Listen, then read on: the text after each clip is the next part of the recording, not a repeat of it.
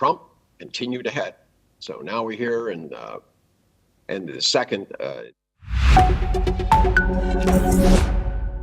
factories that are moving in, the car plants are moving in. Yesterday I was with Mr. Toyota in Japan, and he's just announced he's going to spend. They are going to spend $10 billion, and they're going to build new car plants, and they're going to build them in numerous states, about 6 or 7 different states. And we're bringing our car industry back. We're bringing AI. We're leading everybody in AI. We're leading every nation in AI by a lot.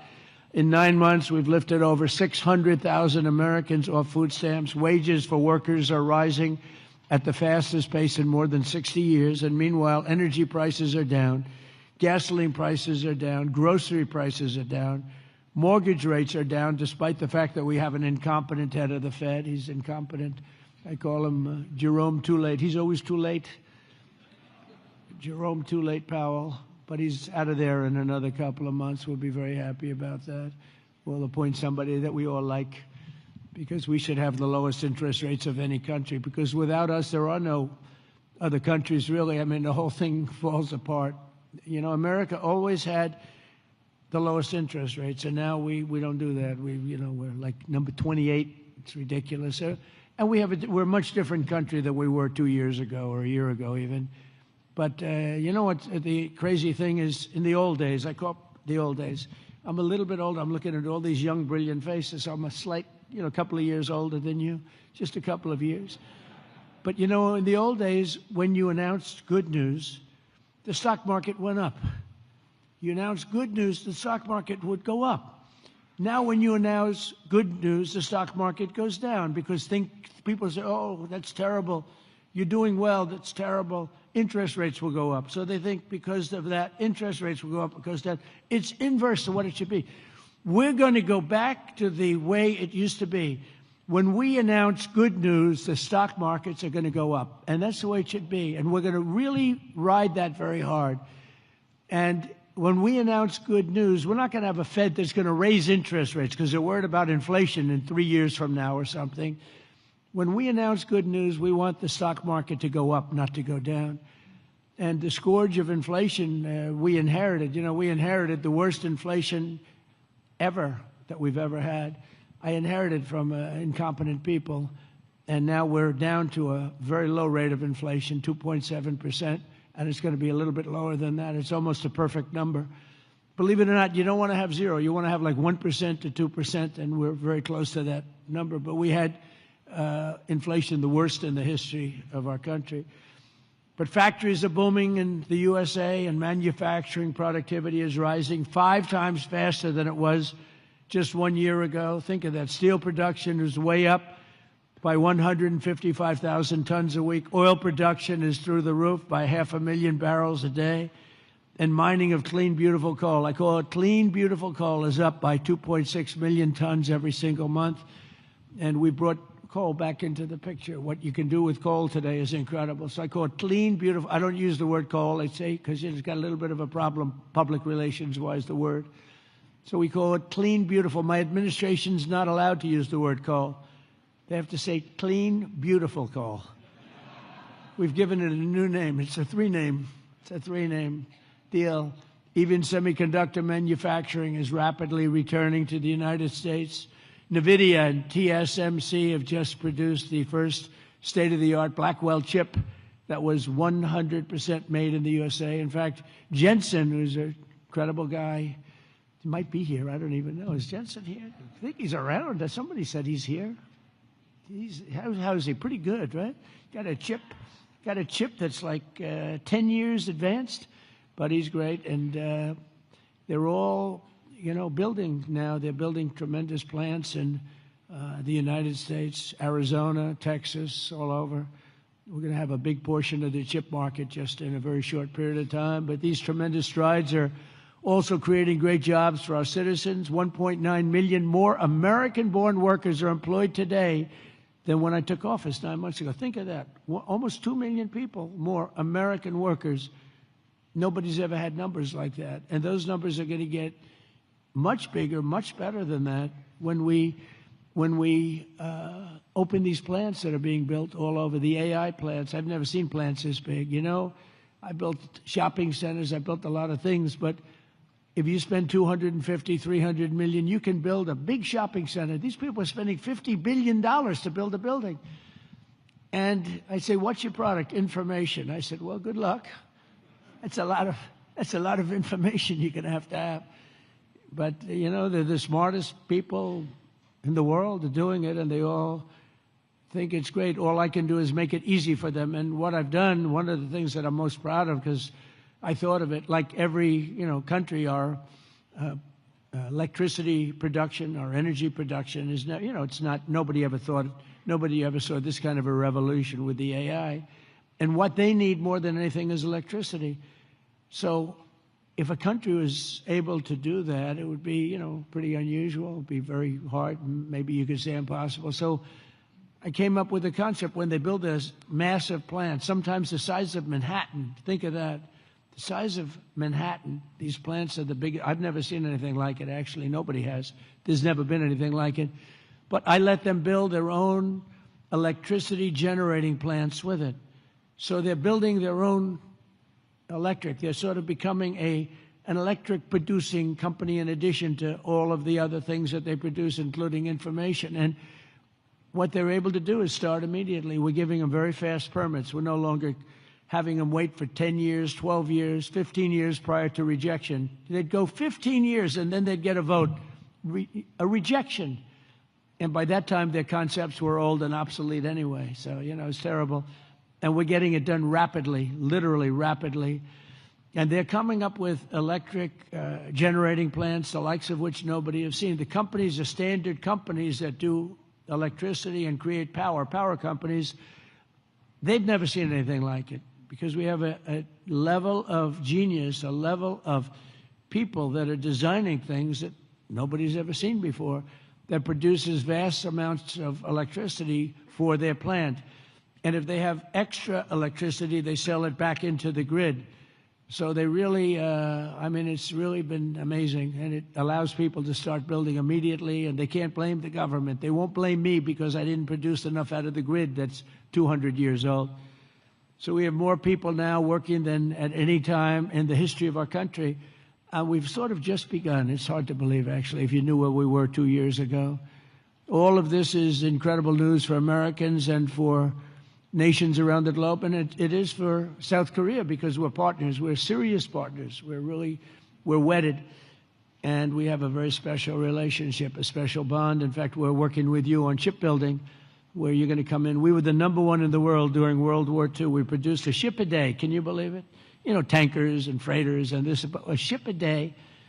And today we're not really building ships, and we're going to start, and we're going to have a very thriving shipbuilding industry, and we're working it with South Korea very much so. In fact, some of the people in this room, they bought the Philadelphia shipyard. I think it's going to be one of the most successful yards in the world, anywhere in the world. It's great.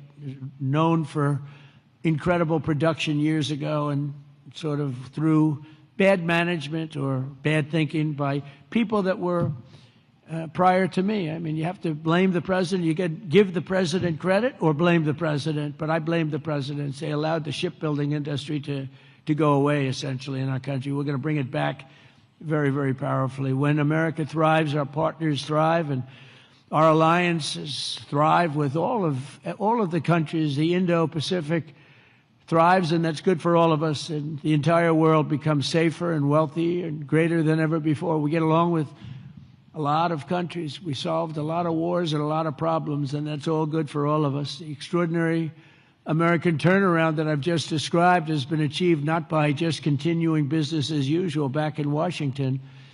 If I didn't win the election, and we won it in a landslide, we won by tremendous numbers. I had a whole thing too big, you have to say, too big to rig.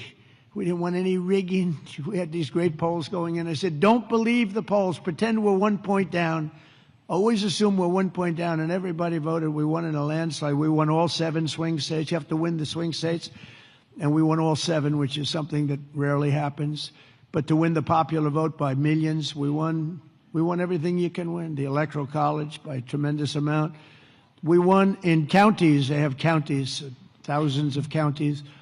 And we were 2,700 compared to 525 actually. So think of that. We were 2,750 compared to 525. And that's why the map shows all red, red being Republican, not something else, red being Republican. Only a few people understand that one. My administration has rejected the old model of incompetent government that punished success and rewarded failure and made building anything almost impossible. When you come into our country, and many of you are doing that, but when you come into America, you're going to get service like you've never seen before. Quick permits, and we want safety, we want great environmental, we want everything good, but it's going to go quickly. We're rewarding those who build and create and hire and invest in the USA, and we're making America the best place on earth to do business, and that's what it's become very quickly. We have some wonderful people. Lee Zeldin at Environmental, he's incredible. He gets the right result quickly, and he makes sure that people do the right thing. But we will have the best tax rates, the lowest energy costs. We have the lowest energy. We have tremendous amounts of energy, more than anybody else. We have the most oil and gas and coal, more than any other nation on earth. So that's a big advantage that we have over others. We have the lowest regulatory burden. In my first term, we cut more regulations than any other administration in history, and we're going to do about the same level right now or more if we can. The most advanced technology and the fairest trade deals anywhere in the world. And for decades before I took office, our country was run by legions of bureaucrats who were always looking for a reason to say no. Why? How can we say no? They wanted to say no. They thought that was their job, and it's really just the opposite. We work to say yes. So now we have a president in the White House who cuts through the red tape and excuses. We don't stand for excuses, and says yes to big ideas and bold initiatives and grand ambitions so that America can have great industries, great dreams, and to be the greatest nation on earth, which is where we are now, actually, in a very short period of time.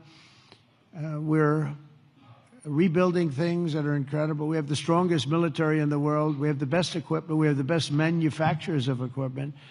And South Korea is buying a lot of our weapons. We make the best. We have the planes and just about everything other than ships, and we'll be there very shortly with ships too.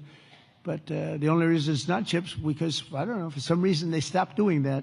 I guess they went on to other businesses, but there are some basics in life, and one of the things you need is ships.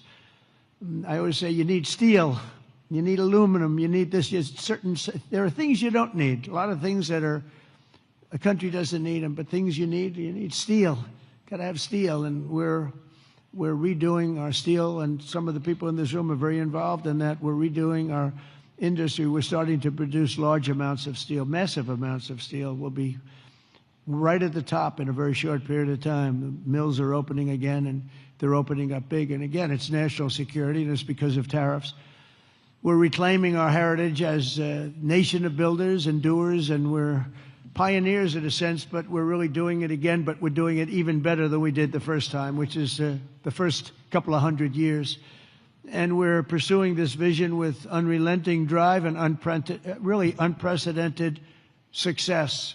In July, I proudly sounded law. It was very important. I went into the archives. We looked at every possible thing you could look at, and I signed into law the largest tax cuts in American history. And as you remember, in my first term, we cut taxes from 39% down to 21%. And now we've done even better than that, putting more money in the pockets of American families that make up the largest consumer market on earth for businesses and manufacturers like those in this room.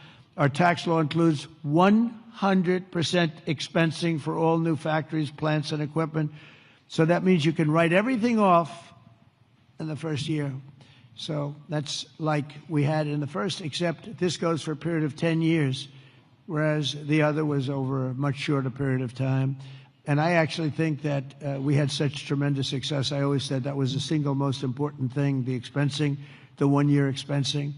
Upon taking office, I signed executive orders that require that for every one new regulation, 10 old regulations have to be eliminated. I did that in the first term too, and it worked.